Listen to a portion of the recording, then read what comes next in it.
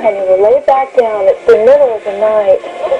Nothing's wrong. There's nothing in the room. Just try to go back to sleep, okay? Okay. Good night. Okay.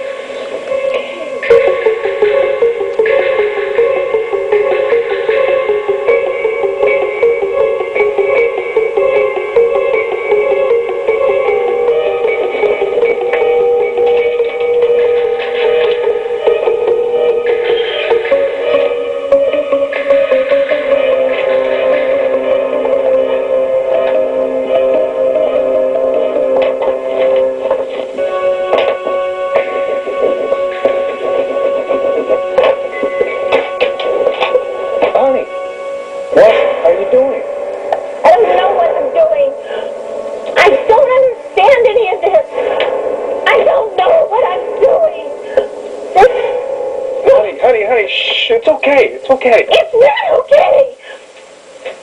You saw that thing. You burnt the paint right off the wall. Thank God this does something.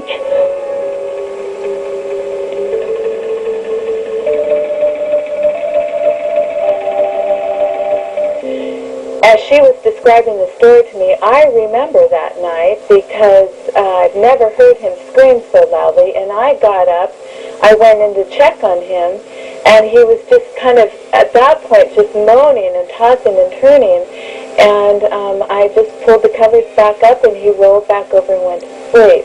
But I do remember that night very clearly. They heard him scream, and they realized that something was coming out of that hole. I believe that Steve had had dreams about seeing this man inside this hole. So they got up in the middle of the night, took a piece of paper, crayoned a cross on this paper, and taped it so that the face side of the cross faced into the hole, into this portion where the paint had chipped off. When that happened, they never saw it again. And they explained to me that my children also started sleeping much calmer every night. There was no more. They sometimes would have hard times going to sleep in that room, and they would wake up sometimes, and they could hear it. And they said after that point, there was much peace.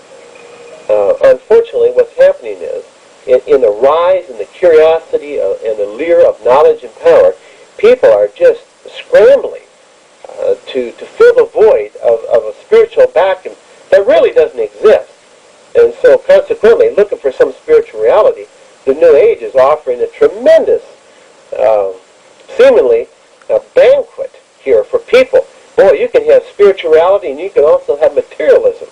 All you got to do is realize that you're God, and what you really need is a spirit guide.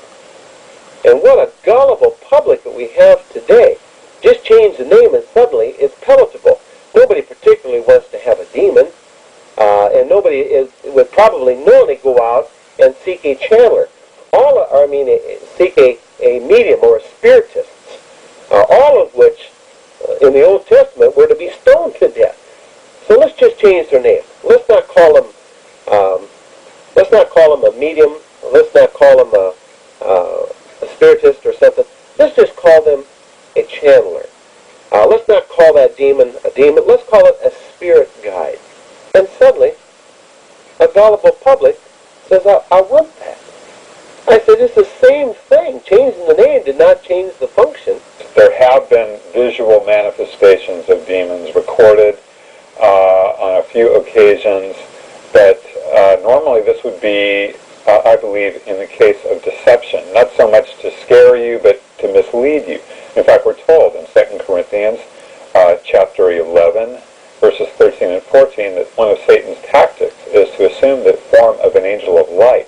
And so people have manifestations, for example, of spirit guides, or ascended masters, or angels, or even Jesus, or Buddha, or other entities that are supposedly benevolent, and these are for the purposes of deception. The Bible refers to Satan as a lion, roaming the earth, seeking who he might devour. But Satan is not omnipresent, meaning he can't be in more than one place at one time. So he sends his demons, as is the case of our next story.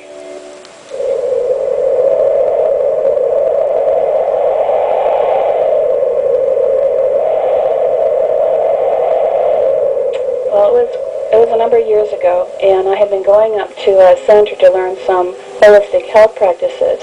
And my teacher, I thought he was great, but I had some misgivings about him. I wasn't feeling completely comfortable with everything that he was teaching us. And so I made a decision that I was going to leave the class.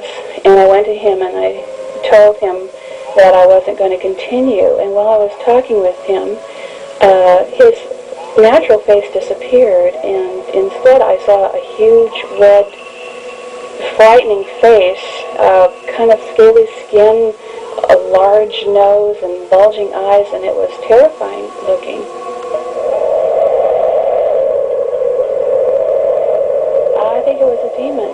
I didn't know at the time. I was just so incredulous that what I was seeing, it was just as real as flesh and blood.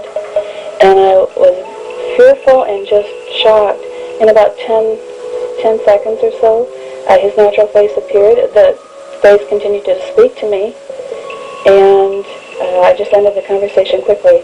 I later found out from 3 separate people that knew him well, much better than I, that he, in fact, was heavily involved with sorcery, witchcraft, some kind of satanic occult practices.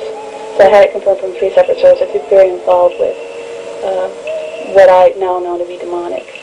In 1983, I believe it was, information was furnished by a child to that child's mother that she had witnessed human sacrifices at the McMartin Preschool in Manhattan Beach, California, and other type of activity. And the investigation began at that point. The McMartins were the pillars of the community. That was the most highly respected preschool, probably one of the most in the United States. And so an investigation began, and there were numerous children were interviewed, and they identified actors, professional football players, professional baseball players, as perpetrators. And the children claimed that there were tunnels under the school. They claimed that they were taken through the tunnels and into the tunnels and molested, by the way. They claimed that they were taken out of the tunnels into the triplex next door up into the bathroom where the bathtub moved, and taken out into automobiles and prostituted in the community to the businessmen, some of the businessmen. There's so many highly placed government officials who are actively involved in this. This overlaps into pedophilia. I'm working on a case right now, and have been for about the last 4 years, out of Lincoln and Omaha, Nebraska, where children were taken out of Boys Town and out of a private girls' school by limousine to Sioux City, Iowa. They were placed on private jets, flown to Washington, D.C., where they were involved in sex orgy parties with politicians and other prominent individuals. So when you have congressmen and senators involved, and they've identified these congressmen and senators, and governors, you have a problem with credibility. You can't go around saying Congressman so-and-so or Senator so-and-so was at a party in such and such a location, Washington, D.C., and I saw him engaged in a sex act with a 10-year-old boy. People think you're crazy. Demon sightings are clearly more prevalent in certain parts of the world. Africans, Asians, Latin Americans, and inhabitants of the Oceania intuitively know the reality of the spiritual world. James was born in Kenya. He remembers the presence of demons in every aspect of his family's and his tribe's lives. He writes about his experiences in his thesis entitled Witchcraft Among the Akamba and the African Inland Church.